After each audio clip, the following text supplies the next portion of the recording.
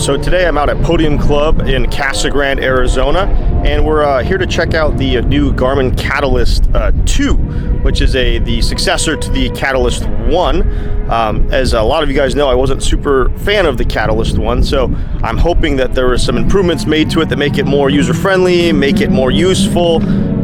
It's definitely smaller from what I understand, so I'm hoping it will work on Formula cars, things like that. Anyways, stay tuned, we'll check it out.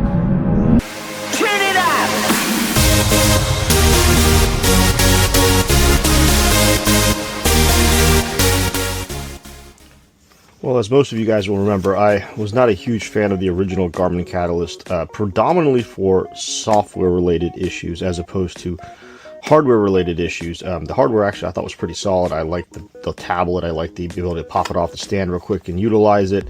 And I thought that was a great feature.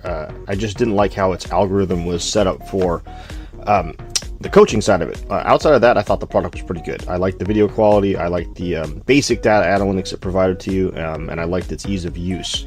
So here we have the Catalyst 2, significantly smaller box than the original one came in.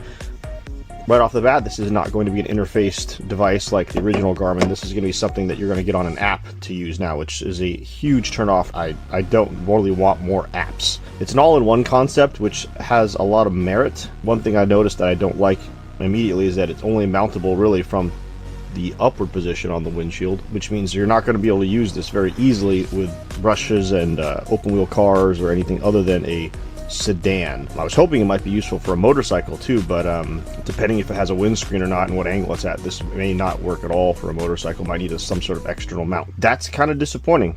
The hardware to me is a letdown. Having the camera built in is not a piece that I find extremely useful, because now this has to be mounted in a very specific manner. If you can't tilt it towards you to have better viewing of it, this has to be right in the center of the car with the center line view. So it's pretty intuitive, it looks like, in the sense that you've got a power button, which is also functions as the back button, a couple navigational buttons, and probably a select button at the bottom. Now, obviously, without reading the instructions, that's good to have it be intuitive. So we powered it on here. This feels like a GoPro at this point. Select our lyric. We are American English. I agree. Don't do stupid things any other time. Let's connect to the app. Alright, we are pairing.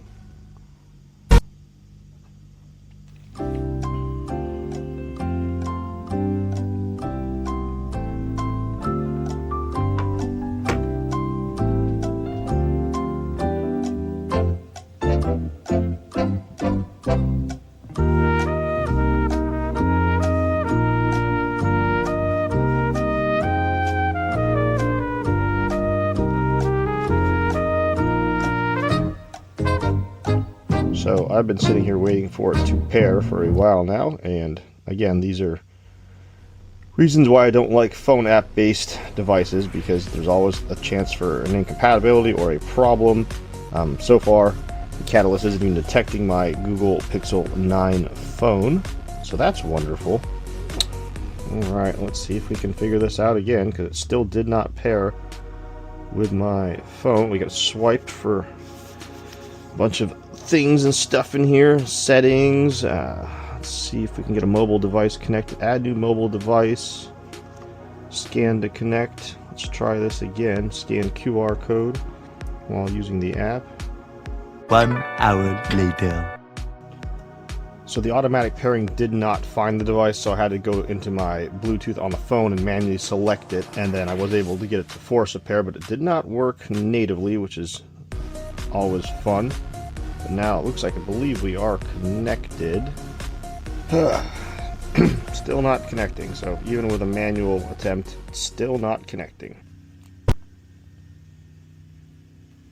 Guess I have a little extra time for my coffee. Gotta stay festive even though it's March right now.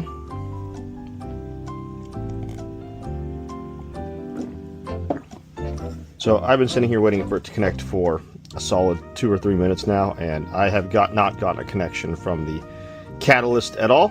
So at this point, I'm already feeling like this device is wasting a lot of my time when I could just pop in the old one and call it a day. Yes, we'll allow it. All right, it says we've got the Pixel 9 in here. It says I can connect to it. All right, we finally have connected. I'd like to see if I can log into my actual driver profile. Okay, it's telling me to do this yet again. All right, so we'll product register it. All right, we are registered. All right, now at least shows we are connected via Bluetooth, so I think we are ready to go on that side of things. All right, it looks like finally I was able to get it to pick up my profile. It looks like it's disconnected again from my phone, so that's cool. And I haven't even left my RV yet. We're not even in a vehicle. All right, we are connected. Okay, we should be set to use the device.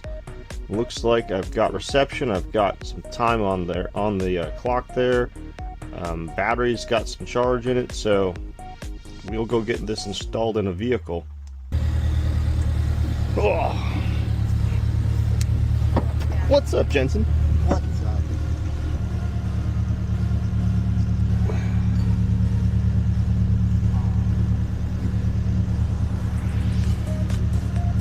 Sure, it could be an Acura NSX today. This is going to be embarrassing for me later.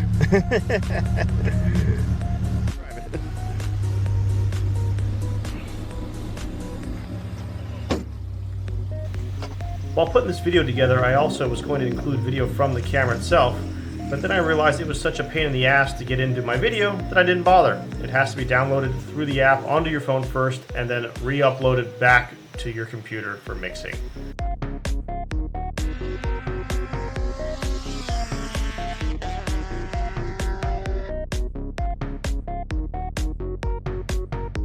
So we're finishing up here at the Podium Club, checking out the Garmin 2. Couple positives to it, but overall for me, mostly non-improvements, negatives. Takeaways for me, it wasn't super useful in a formula car. It's taken away a lot of the best features of the original Garmin, made them more complex, like having the integrated camera. Seems like a great thought process, but when you realize you can only place the unit in certain spots, that kind of makes it not as a great feature as the original. Battery life, it's okay. It made like 8 laps, I think, before it shut off. I think it has a lot of promise if there's some more mounting options that become available, like being able to bar mount it or being able to reverse mount it upside down and have the software correct the overlays automatically. It'd be great if we could use them in formula cars. That's the best application I can think of is a formula car or motorcycle, but it's not quite there yet. I don't like that it's app-based. That's frustrating a lot to me. The screen's pretty small, so what you can do on the screen is limited. Hopefully they develop it a bit more, but as of right now, I'm still gonna stick to my my original Garmin or the AIM Solo stuff.